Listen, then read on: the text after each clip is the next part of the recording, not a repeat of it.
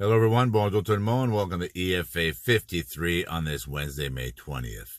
Today I want to talk about the business of fear, right? The big business of fear.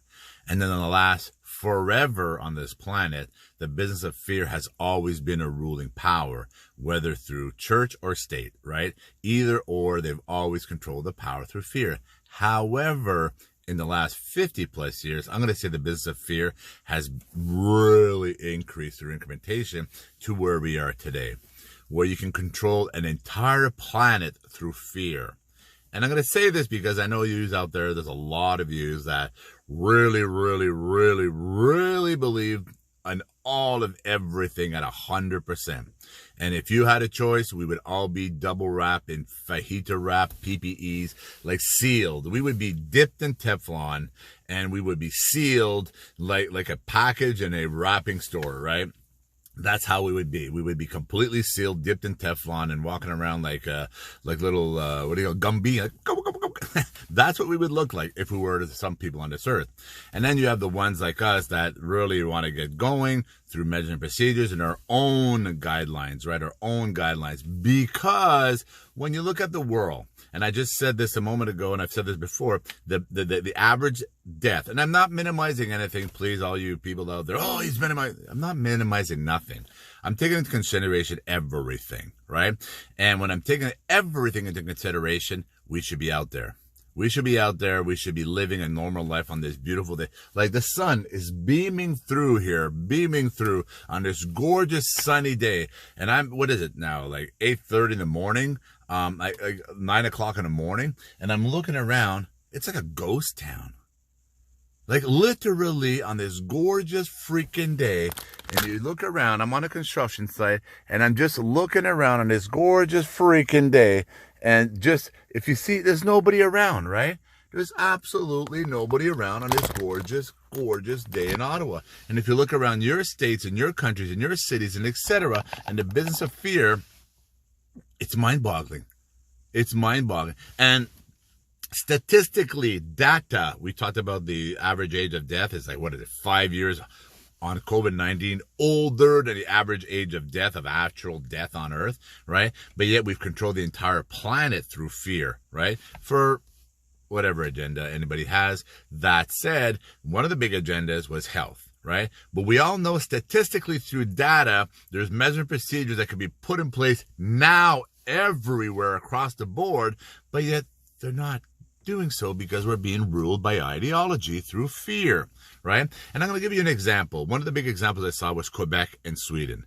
You take the province of Quebec in Canada and you take the country of Sweden in Europe, and you take those two countries, when you look at population, very similar in population. If you look at them geographically, similar in countries. If you look at them in what they've done, one province, Quebec, shut down like complete rules and regulation, I mean, police at their borders, etc., etc.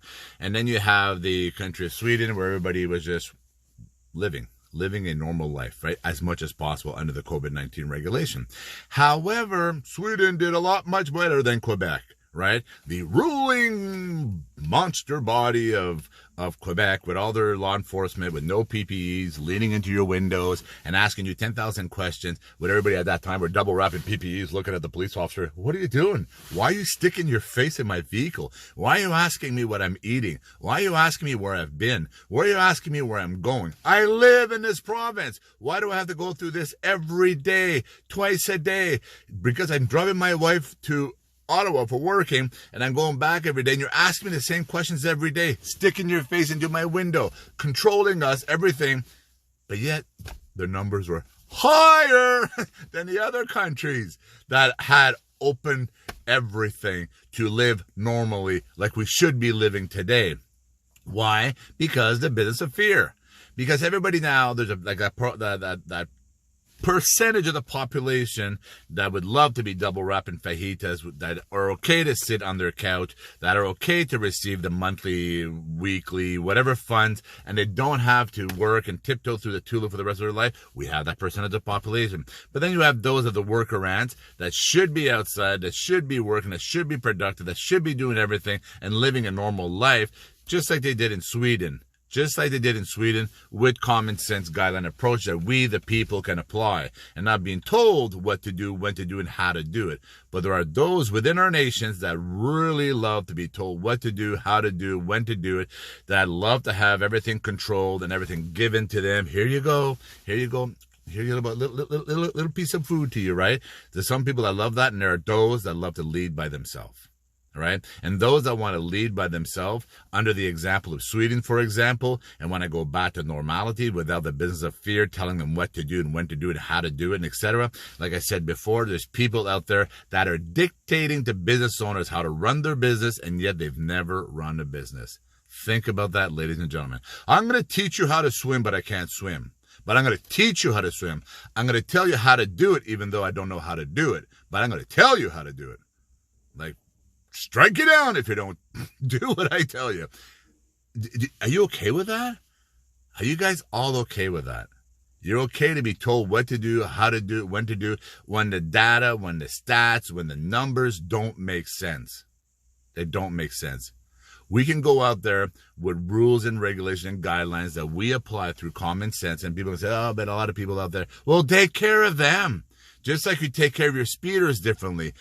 Just like you take care of your anybody that breaks the law differently. Just like any infraction differently. That's why we pay bylaw. That's why we pay law enforcement. That's why we pay government. That's why we pay all these extra layers of gravy on top of us to manage all that. Not so that they can control us and hold us in our bedrooms, in our houses, and our properties, and etc. Now, I don't blame people calling, could I get a house with a backyard? Could I get a house with a bigger property? Could I get a house with bigger space? Like, I get calls.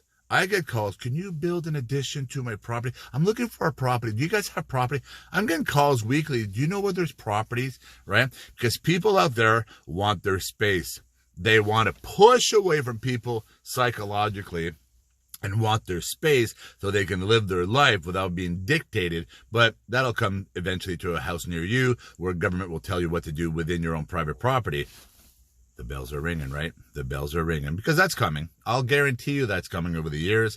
There'll be a lot more control over your property, what you can do on your property, because those that love to lick their lips with controlling others are salivating right now, because they are in their realm of control. They are in their realm of ideology. They are in their realm of sitting behind their little chairs there and telling you what to do. I, the people, will tell you what to do, when to do it, how to do it, and etc., etc. Unless it's the life you want, unless it's what you really believe in, unless you think that really that countries like Sweden, they were wrong, even though their numbers are better than other countries that were full lockdown, full control, full everything. And if you really believe that, then maybe we should do swaps, right? Countries that want to have people workarounds keep going, those that want to be production, those that want to have that contribute to conversation, not just repeat conversation, those that want to live in a society that are productive, workarounds, that respect each other's time and space, that support each other financially, that encourage growth and stimuli and etc. And those that want to stay in debt, and those that want to stay under government control, and those that want to stay in tax overhead and credit cards and lines of credit and overdrafts and everything controlled by the people, by the government, by etc. And if you want to live under a regime of control, then we should do a swap. All you people go to this country, and all the other countries, they should do an equal swap. Good bartering. As long as I have sunshine, as long as I have beautiful air like this and a democratic society, I'm fine to switch. I will switch, and just like a lot of people are looking at, when the dust settles, where are you going to live? When the dust settles, which country are you going to move your businesses? Which country are you going to liquidate your assets and move to? Which country are you going to rebuild in? Where are you looking at? I'm looking. My wife is looking. I'm picking my brain. Where do I want to settle with my family when the dust settles? Do I want to live in a society that my dollar is worth 25 cents because 75% is mismanaged? Or do I want to live in a country where my dollar is worth 70 cents and the 30% is managed properly? And that's why we don't have this massive burden of overhead over all our heads, so that we're all living on a few months ahead of us, etc., etc., etc. Jean-Guy Bourguignon, EFA53, wishing each and every one of you a most productive, fearless week ahead of you.